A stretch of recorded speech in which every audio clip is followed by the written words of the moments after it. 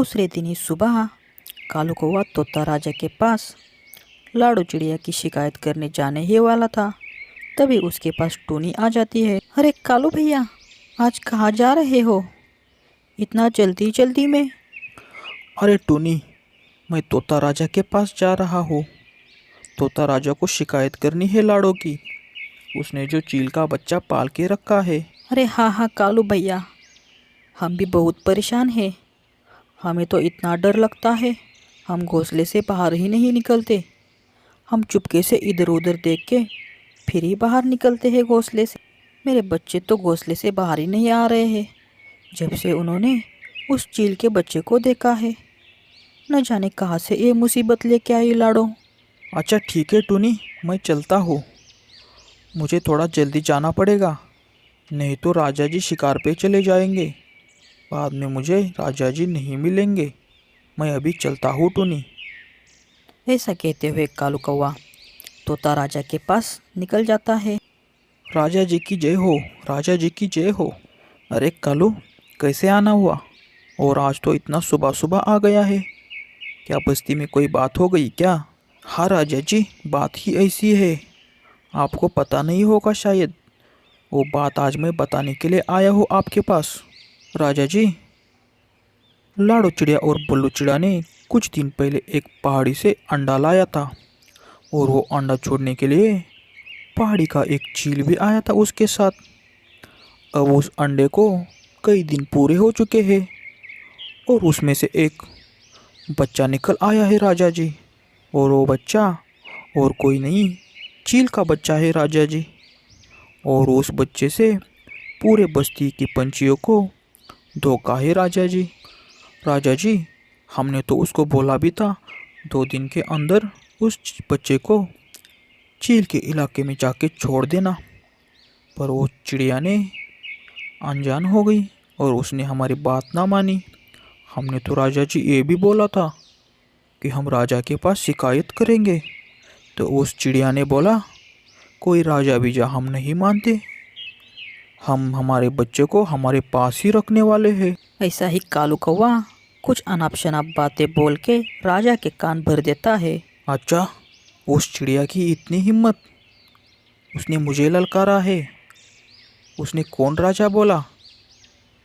उस चिड़िया को मैं छोड़ूंगा नहीं। तुम ऐसा करना कालू, कल सुबह ही उसको तालाब के किनारे एक सभा बुला लेना और उस चिड़िया को उस सभा में शामिल होने के लिए बोलना। साथ साथ बस्ती के सारे पंछियों को आने के लिए बोलना। जी जी राजा जी, मैं अभी जाके बस्ती में सारे पंछियों को बता देता हूँ और उस चिड़िया को भी बता देता हूँ। कालू कौवा वहाँ से सीधा बस्ती में आ जाता है। अरे कालू, क्या बात हो गई? तुम राजा के पास चले गए थे ना? राजा को तुमने अच्छे से बताया ना उस चिड़िया के बारे में? हाँ हाँ मीनू मौसी, मैंने एकदम अच्छे से बता दिया है उस चिड़िया के बारे में।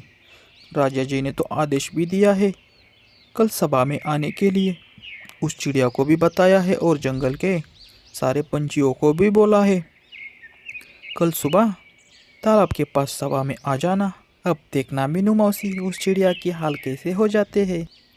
राजा के आदेश के मुताबिक सारे पंछी तालाब के पास जमा हो जाते हैं। लाड़ो और बल्लू भी सभा में आ जाते हैं। राजा जी पूछते हैं लाड़ो को, क्या लाड़ो, हमने जो बात सुनी है वो सही है क्या? तुमने एक चील के बच्चे को घर में पाल के रखा है। आगे जाकर वो सारे बस्तियों का खतरा बन सकता है, जहाँ तक मेरा भी। जी जी राजा जी, बात तो सही है राजा जी, पर राजा जी मेरा बेटा ऐसी हरकत नहीं करेगा। वो आगे जाके किसी भी पंछी की शिकार नहीं करेगा राजा जी। इसकी जिम्मेदारी मेरी है राजा जी। नहीं नहीं लाड़ो, तुम अभी के अभी उस बच्चे को चील के इलाके में छोड़ देना। अगर ऐसा नहीं कर पाती हो तो तुम्हें इलाका ये बस्ती छोड़ के चले जाना। नहीं राजा जी, मैं तो उस बच्चे को नहीं छोड़ सकती, चाहे हमें ये बस्ती क्यों ना छोड़नी पड़े। कालू कौवा बस्ती की तरफ से बोलता है कि जी राजा जी, इस लाड़ो और इसका पति बल्लू को ये बस्ती छोड़ के जाने दो। राजा जी, अगर ये बच्चा हमारे पास रहेगा तो हमारी मुसीबत बनेगा राजा जी। ठीक है, तो मैं आदेश देता हूँ, लाडो, तुम और तुम्हारा पति साथ साथ वो चील का बच्चा इस बस्ती से अभी के अभी चले जाएंगे। ठीक है राजा जी, हम अपना घर खाली करके चले जाते हैं। लाडो चिड़िया और बल्लू वो बस्ती छोड़ के दूसरे जंगल में चले जाते हैं। जी सुनो, हमारा घर तो कच्चा है, आने वाले दिनों में बारिश आने वाली है और ऊपर से मैं तो पेट से भी हूँ, हमें हमारा घर की मरम्मत करनी पड़ेगी। हाँ हाँ लाडो, हम कल से ही हमारे घर की मरम्मत करना शुरू कर देते हैं। लाडो और बल्लू अपना घर पक्का बना लेते हैं, साथ साथ चीलू भी उनकी मदद कर देता है। ऐसे ही कुछ दिन चले जाते हैं। लाडो को एक प्यारा सा बच्चा हो जाता है। लाडो का बच्चा टीलू भी अब थोड़ा सा बड़ा हो गया था। टीलू और चीलू का बिल्कुल भी नहीं जमता था, दोनों की अक्सर लड़ाई हो जाती थी। एक दिन की बात है, टीलू जब खेल रहा था तभी वहाँ पे चील आ जाता है। टीलू, मुझे भी खेलने के लिए ले लो ना, मैं भी तो आपका भाई हूँ। अरे नहीं नहीं, आप तो मेरे भाई नहीं हो, आप तो चील के बच्चे हो, मुझे पता है। अरे नहीं नहीं, मैं तो आपका भाई चीलू हूँ। आपको किसने बोला मैं आपका भाई नहीं हूँ? ऐसे बोल के चील नाराज होके अपने घोंसले में माँ के पास चला जाता है। माँ, माँ मुझे बता देना, क्या मैं आपका बेटा नहीं हूँ? क्या आप मेरी माँ नहीं है? मुझे अब टीलू बोल रहा था कि आप मेरे सगे भाई नहीं है। न जाने टीलू को किसने बात बताई, पर मेरे बेटे ये बात सही है, आप चील के बेटे हो, पर मैंने आपको पाला पोसा है, सगे बेटे से तो आप मुझे कम नहीं हो बेटा। वो दोनों बात कर ही रहे थे, तभी टीलू की चिल्लाने की आवाज़ आती है। दोनों वो बात सुन के टीलू के पास जल्दी से चले जाते हैं। जब वो जाते ही वो देखते हैं कि टीलू के ऊपर एक चील झड़प मार रहा है।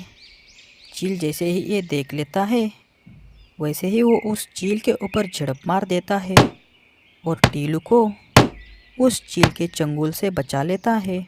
चीलू भैया, मुझे माफ़ कर देना, मैंने आपको बोला आप मेरे सगे भाई नहीं हो, मुझे माफ़ कर देना चीलू भैया। अगर आज आप नहीं होते तो ये चील तो मेरी जान ही ले लेता भैया, मुझे माफ़ कर देना भैया। दोनों भाई का प्यार देखकर लाडो चिड़िया को बहुत अच्छा लगता है, वो खुश हो जाती है। दोस्तों, अगर ये स्टोरी आपको अच्छी लगी होगी तो चैनल को ज़रूर सब्सक्राइब कर लेना। Thank you.